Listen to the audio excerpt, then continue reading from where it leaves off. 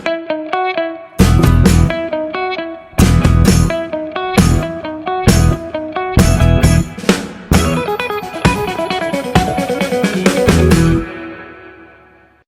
नमस्कार। आपके न्यूज का एपिसोड 805 है। तारीख 10 जून 2025। आम आदमी पार्टी चैलेंजिंग द स्टेटस को, shaking up system, creative destruction in Indian politics, AAP government's leaders in governance, public policy, entrepreneur governance, AAP opposition role, responsible fighting for people's issues, boldly resisting wrong policies. Please follow आपकी news on x platform.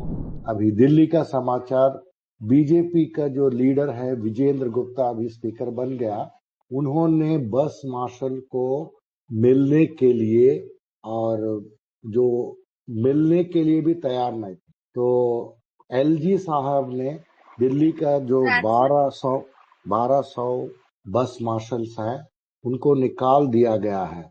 फिर उसके पीछे अभी election का time में BJP ने वादा किया था कि हम बस मार्शल को परमानेंट कर देंगे, लेकिन 108 दिन होने के बावजूद वो प्रॉमिस अभी निभाया नहीं है और बस मार्शल्स अभी प्रोटेस्ट कर रहे हैं। स्लम्स को दिल्ली में झुग्गियों को कई सारे जगह में तोड़ दिया गया है। 6 जगह में अभी तक तोड़ दिया गया है और बीजेपी का चीफ मिनिस्टर और इंडिया का प्राइम मिनिस्टर दोनों ने ये कहा था कि जहां झुग्गी वहीं मकान बनाया जाएगा, लेकिन वो सिर्फ इलेक्शन का एक प्रॉमिस रह गया है, कुछ हुआ नहीं है। ये सोमनाथ भारती ने अपना प्रोटेस्ट में लोगों से मिलके कहा था। आम आदमी पार्टी का लीडर दिल्ली में आदिल खान, उन्होंने एक चैनल हिंदी खबर से बात करते हुए ये बोला, गरीब लोगों का घर उजाड़ा गया है और सिस्टम पूरा खराब कर दिया गया है दिल्ली में। ये इतना संवेदनशील लोग हैं, हीन लोग हैं, जो सीएम है, एमएलए हैं, काउंसलर्स हैं और सब चुप रहते हैं, कोई बात ही नहीं करते।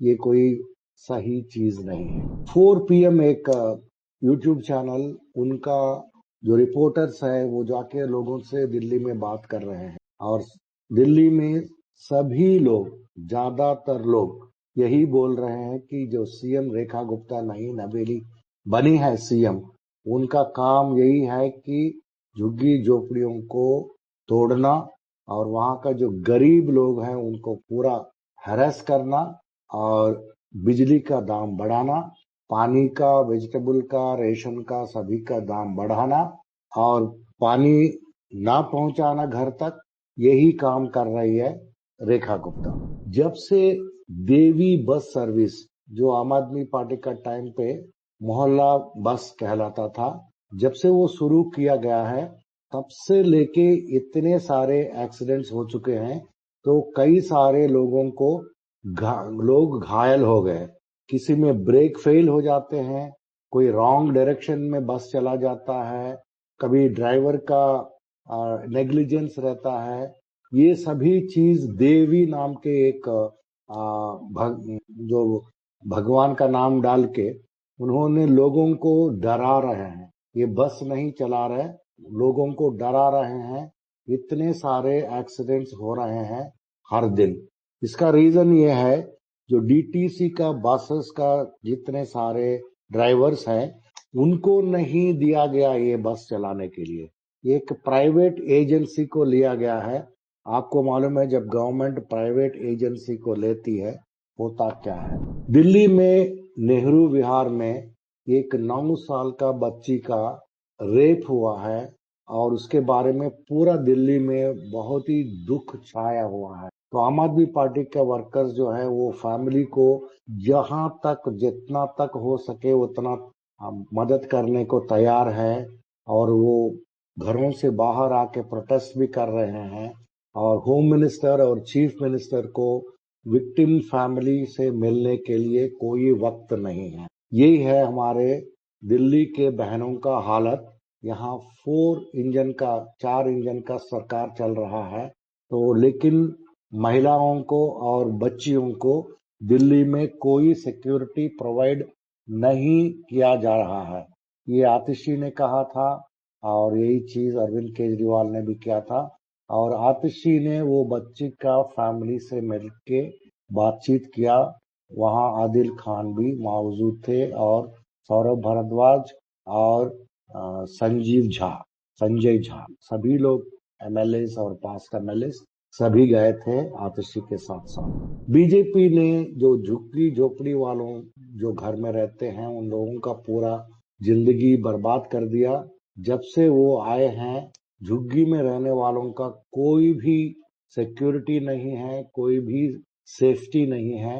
ये हालत कर दिया ताकि जब इलेक्शंस हो रहा था उस समय जाके वो झुग्गी में रहते थे, रात को उनके साथ बच्चों के साथ खेलते थे, ये सब करते थे। लेकिन जब अरविंद केजरीवाल जी का जो गवर्नमेंट था 11 साल, उस समय कोई भी झुग्गी को तोड़ने नहीं दिया है और वहां का पूरा कंडीशंस बहुत अच्छा उन्होंने इम्प्रूव किया है। पहली दफे दिल्ली में जो अनऑथराइज्ड कॉलोनीज है वहां पानी और सीवर पहुंचाने का जो काम सिर्फ आम आदमी पार्टी ने किया है। अभी तक कोई भी गवर्नमेंट दिल्ली में नहीं किया है। एमसीडी में एक नरेला वार्ड नंबर 1 में एक काउंसलर है, उनका नाम श्वेता खत्री। उन्होंने क्या किया, वहां का एक एमसीडी का इंजीनियर और बाकी ऑफिशियल्स वहां करप्शन कर रहे थे। उसने ये काउंसलर ने उनको पर्दाफाश किया और उनका पूरा काम जो गलत काम हो रहा था उसको उन्होंने बाहर किया। अरविंद केजरीवाल ने भी यही चीज दोहराया था कि होम मिनिस्टर अमित शाह जिसके अंदर वो पुलिस आती है दिल्ली, कुछ भी नहीं कर रहा है हमारा बहनों का सेफ्टी के लिए दिल्ली में। और यहाँ 4 इंजन का सरकार चल रहा है लेकिन किसी को अकाउंटेबिलिटी नहीं है और दिल्ली जस्टिस मांगता है। अब पंजाब के समाचार की तरफ आते हैं।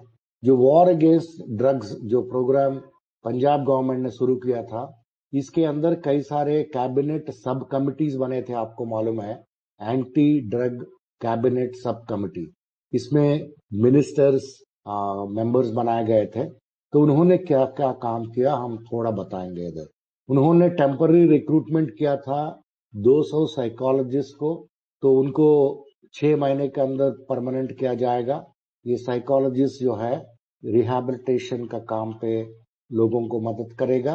और उन्होंने 1000 बेड को जो इंफ्रास्ट्रक्चर बनाया है उसको अपग्रेड किया है और प्राइवेट हॉस्पिटल्स में भी, इंस्टीट्यूशंस में भी, और 1000 बेड्स का प्रोविजन किया है ये ड्रग एडिक्ट्स के लिए, उनका रिहैबिलिटेशन प्रोग्राम के लिए। और मेंटल इलनेस में जो स्पेशलिस्ट डॉक्टर्स हैं उनको 1500 रुपया पर आवर देके उन लोगों को एम पैनल किया गया है। तो ये स्पेशलिस्ट डॉक्टर्स आके ये रिहैबिलिटेशन सेंटर्स में काम करेंगे। और पैरामेडिकल स्टाफ और ज्यादातर लोगों को हेल्थ डिपार्टमेंट में नर्सेस को लेने के लिए भी प्रोसेस शुरू है। ये हरपाल चीमा साहब जो है मिनिस्टर है, कैबिनेट मिनिस्टर, उन्होंने cabinet sub committee against anti drugs जो है उसके अंदर क्या क्या काम है उस चीज बताया था। मान साहब का गवर्नमेंट पंजाब में 67.84 करोड़ का रिलीफ दिया था, वेवर दिया था लोन्स का। ये है शेड्यूल्ड कास्ट फैमिली के लिए बहुत ही राहत वाला काम उन्होंने किया था। पंजाब में आपको मालूम है कि बसेस में महिलाएं फ्री में जा सकते हैं। इसके तहत अभी तक 1.4 करोड़ महिलाएं ये बेनिफिट ले चुके हैं। तो ये स्कीम जो है ऑर्डिनरी बसेस, पंजाब रोडवेज का पुन बस जो बोलते हैं, और पीआरटीसी जो बोलते हैं, पंजाब आरटीसी, और ये बसेस में अभी तक ये महिलाएं चल के बिना टिकट के 1.4 करोड़ अभी तक महिलाओं का ये बेनिफिट मिला है। आम आदमी पार्टी छत्तीसगढ़ में संदीप पाठक जी ने वहां का लोकल लीडर्स के साथ उन्होंने मीटिंग करके क्या स्ट्रेटजी अपनाना है छत्तीसगढ़ में, कैसा आम आदमी पार्टी को ऑर्गेनाइजेशन मजबूत करना, इसके बारे में उन्होंने बात किया। आज न्यूज दैट मैटर्स ज्यादा है। उत्तर प्रदेश में ऐसी चीज हो रहे हैं, आप कभी सोचा भी नहीं होगा। आपने कभी देखा है, सुना है कि आप जब कोई मेडिकल एक्सरे लेते हैं, वो फिल्म में नहीं आता है, सिर्फ एक पेपर के अंदर आता है, जैसा आपने फोटोकॉपी करते हैं। आपने कभी सुना है ऐसा? ये हो रहा है सुल्तानपुर मेडिकल कॉलेज उत्तर प्रदेश में। एक्सरे को फिल्म पे नहीं, पेपर के ऊपर कई सालों से वो लोग कर रहे हैं, और वहां कोई रेगुलर काम करने वाला रेडियोलॉजिस्ट वो मेडिकल कॉलेज में है ही नहीं। ऐसा हेल्थ सर्विसेज चल रहा है। और ये संजय सिंह ने बोला था, बीजेपी का गवर्नमेंट का मतलब हेल्थ सर्विस का पूरा ध्वंस करना। यही मध्य प्रदेश में एक रिक्रूटमेंट रैकेट भी चल रहा है। ये पुलिस जॉब स्कैम के बारे में है। वो 9 डिस्ट्रिक्ट्स में हुआ है। पुलिस को जो रिक्रूटमेंट करते हैं उसमें कितना सारा करप्शन चल रहा है मध्य प्रदेश में, 9 जिलों में। इसके अंदर 21 एफआईआर हुआ है और 22 आइडेंटिफाइड एक्यूज्ड है इसमें, ये पुलिस जॉब स्कैम में। लेकिन एसआईटी का कोई अभी तक प्रोब नहीं हुआ है। यही मध्य प्रदेश में जहां व्यापम स्कैम हुआ था 2013 में, आपको याद होगा, बहुत ही बड़ा स्कैम था वो मेडिकल कॉलेज वाला एडमिशन्स के बारे में। इसमें कितना सारे बवाल मचे थे। जो भी वहां का व्यापम स्कैम में जो रेडी हुआ था, जो कोर्ट में जाके एविडेंस देने के लिए, बताने के लिए, उन लोगों को मार दिया गया था। तो अभी इसी के अंदर आधार बायोमेट्रिक मैनिपुलेशन चल रहा है और व्यापम जैसे ही यहाँ स्कैम चल रहा है। अभी गोवा का समाचार इस प्रकार है, कॉन्कोलिन एक जगह है वहां NERI एक संस्था है, ये एनवायरनमेंट के लिए काम करती है। उन्होंने ये बताया कि वहां का जो झील है, वाटर बॉडीज है जो भी, इसमें इतना ज्यादा कंटामिनेशन हो चुका है, तो कोई भी गवर्नमेंट वो वाटर बॉडीज को उन्होंने सफाई नहीं किया है। तो इसमें बहुत ही हैजर्डस, मतलब खतरनाक जो चीज ये झील में मिल गए हैं और पूरा वाटर बॉडीज को वो खत्म कर रहे और जहरीला बना रहे हैं। अब आते हैं मुंबई की तरफ।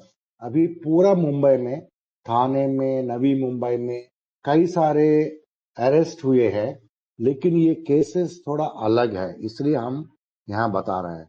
ये केसेस क्या है, ये ज्यादा बढ़ रहे हैं आजकल।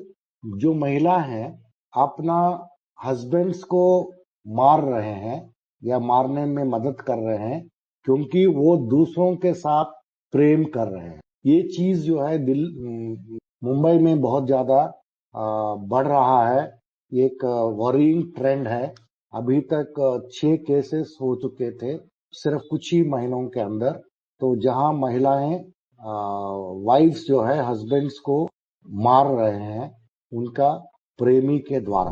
मुंबई जो बृहन महाराष्ट्र जो म्युनिसिपल कॉरपोरेशन है, Brihan Maharashtra municipal corporation BMC, जो MCD जैसा दिल्ली में, वहाँ एक प्रोटेस्ट हो रहा है एक इवेंट के बारे में। वो क्या है, वहाँ पवई में एक लेक है, तो उसमें वो लेक के अंदर एक प्रोटेस्ट चल रहा है एनवायरमेंटल लोगों के द्वारा। उसमें कई सारे पुलिस पहुंच गए थे और वो प्रोटेस्ट को लास्ट मिनट में कैंसिल करना पड़ा। ये है पवई लेक के बारे में समाचार। मुंबई में एक्सीडेंट्स, डेथ्स, जो लोग मर जाना, ये सब बहुत ज्यादा हो गया है। सेफ्टी नहीं चल रहा है वहाँ कुछ। ये पिछले 2 साल से हो रहा है। गवर्नमेंट जो है एक काउंसिल को अपॉइंट किया था मई 2015 में, लेकिन कैसा सेफ्टी को बढ़ाना है तो इसके बारे में, लेकिन वो सेफ्टी पैनल जो है एक्सीडेंट डेथ्स के ऊपर अभी तक सिर्फ 4 दफे मिली है 5 साल के अंदर। तो वो मिले भी नहीं है, फिर वो काम क्या करेंगे, उसको इम्प्लीमेंट क्या करेंगे, वो नहीं मालूम। अभी इंडिया में ये बात चल रहा है कि इंडियन इकोनॉमी जो है जापान से बढ़कर हो गया है और बहुत अच्छा हो गया, फिर ये सभी बताया जा रहा है।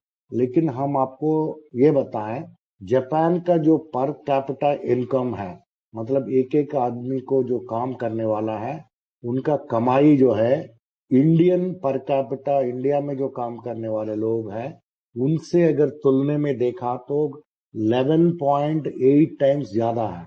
अभी ये आईएमएफ का डेटा है अप्रैल 2025 में। जापान में पर कैपिटा इनकम जो है 2878.4 डॉलर्स है, और जीडीपी पर कैपिटा, मतलब जापान का जीडीपी से अपना उसको जनसंख्या से अगर गुणित किया जाए तो उसका जो पर कैपिटा बनता है $33,955।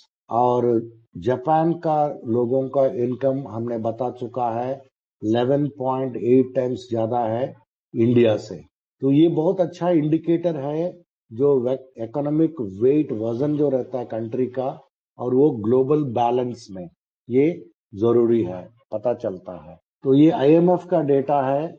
जीडीपी पर कैपिटा 2875 78.4, वो approximately 8.5% of Japan GDP per capita है। तो वो सिचुएशन है। और इंडिया में हम लोगों को बहुत ज्यादा काम करना पड़ेगा कि ये जो to protect the huge strategic asset, जो मतलब लोग जो है उन लोगों का जॉब्स के बारे में हमको बहुत काम करना पड़ेगा इंडिया में। और उसके इसके साथ साथ हम लोग टेक्नोलॉजी के ऊपर काम करना पड़ेगा और इनोवेशन के ऊपर काम करना पड़ेगा, तभी हमारा डेवलपमेंट होगा। सिर्फ गलत स्टैटिस्टिक्स देने से और प्रोपेगेंडा करने से आगे नहीं बढ़ेगा इंडिया। ऑटोमोबाइल इंडस्ट्री में इतने सारे चाइना का गुड्स आ गए हैं, तो ऑटोमोबाइल इंडस्ट्री हेल्प मांग रहा है और अप्रूवल्स मांग रहा है गवर्नमेंट से, हमको कुछ मदद करो। क्योंकि ये जो चाइना का जो कंट्रोल्स है वो 90% ऑफ ग्लोबल प्रोसेसिंग कैपेसिटी वो उनके पास हो गया है। तो कई सारे डोमेस्टिक सप्लायर्स जो है ये ऑलरेडी अप्रूवल ले रहे हैं चाइनीज गवर्नमेंट से और उनका जो लोकल वेंडर्स हैं उसके साथ। तो चाइनीज गवर्नमेंट ने कई सारे रिस्ट्रिक्शंस लगाए हैं, mandating special export licences for एक कुछ अर्थ एलिमेंट्स है जैसे कि मैग्नेट्स वगैरह है, उसके ऊपर उन्होंने काफी पाबंदी लगा दिया है। ये जो रेयर अर्थ मैग्नेट्स जो है ये एक बहुत बड़ा रिक्वायरमेंट है उसका ऑटोमोबाइल इंडस्ट्री में, एनर्जी स्टोरेज कैपेसिटी के लिए और लो ये ऑपरेटिंग टेम्परेचर्स के लिए ये सब काम आता है। इसके ऊपर अभी चाइना का एकदम से आप बोल सकते हैं कि एक चाइना का एक मोनोपोली जैसा बन गया। तो ये हमारे इंडिया का ऑटोमोबाइल इंडस्ट्री को बहुत हर्ट कर रहा है। आपका घरों में इंटरनेट स्पीड कैसा है? एक तो आप मोबाइल से इंटरनेट आता है, और दूसरा आपका जो फिक्स्ड ब्रॉडबैंड जो रहता है घर पे, उसके कैसा स्पीड आता है। ये अगर पूरा ग्लोबल उसमें तुला जाए तो इंडिया का रैंकिंग जो है जो मोबाइल इंटरनेट स्पीड में 26 रैंक में है। नंबर 1 में कतार है, यूएई है, फिर कुवैत है, बहरीन है, बल्गेरिया है। वैसे इंडिया 26 प्लेस में है। अगर आप टॉप कंट्रीज अगर फिक्स्ड ब्रॉडबैंड में अगर देखा जाए तो इंडिया का सिचुएशन 62 पोजीशन में है, सिंगापुर नंबर 1 में है, इसके बाद यूएई, हांगकांग, फ्रांस, आइसलैंड, और बहुत लो पोजीशन में इंडिया है। हम इसलिए इसको बता रहे हैं यहाँ न्यूज दैट मैटर्स में, क्योंकि ये बहुत ज्यादा मैटर करता है लोगों को और इंडस्ट्री को। कैसे हम एआई जैसा टेक्नोलॉजीज को हम लोग उसके ऊपर काम कर सके, ऐसा कई सारे टेक्नोलॉजी रिलेटेड काम होना चाहिए बोले तो आपको इंटरनेट स्पीड बढ़ाना पड़ेगा और सस्ता करना पड़ेगा। 2021 का पार्लियामेंट्री कमेटी ने एक रिपोर्ट दिया था, ये बेटी बचाओ बेटी पढ़ाओ जो स्कीम है, इसके अंदर कितना फंड्स प्रोपागेंडा के लिए यूज किया गया है और कितना फंड्स रियली काम के लिए यूज किया गया है। आप चौंक जाएंगे, इसमें प्रोपागेंडा के लिए हर स्टेट्स में 78.91%, मतलब 100 रुपए में से 79 रुपीज जो है सिर्फ एडवर्टाइजिंग में काम खर्च किया गया है, और उसमें से पूरा बजट 848 करोड़ था, उसमें से सिर्फ 156.46 करोड़ जो है वो काम करने में लगाया गया है, और पूरा जो है बाकी का जो बजट 79% ऑलमोस्ट जो है उसको हवाबाजी में, एडवर्टाइजमेंट में, प्रोपागेंडा में और मोदी जी का फोटो शूट्स में वैसे ही में खर्च किया गया है। ये पार्लियामेंट्री कमेटी बोल रहे हैं, ये कोई न्यूज़पेपर नहीं बोल रहा है।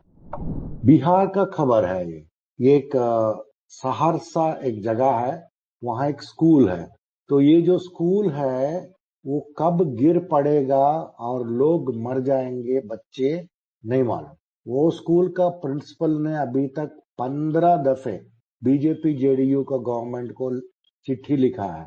उन्होंने बताया कि ये जो छत है ये गिर के हम लोग मरने वाले हैं, कुछ करो, लेकिन कुछ भी नहीं किया गया है। तो अभी वहां का जो बच्चों का और टीचर्स का जिंदगी भी खतरे में है।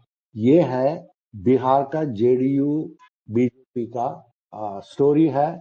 इसको कौन स्टोरी किया था? ये गोदी मीडिया आज तक।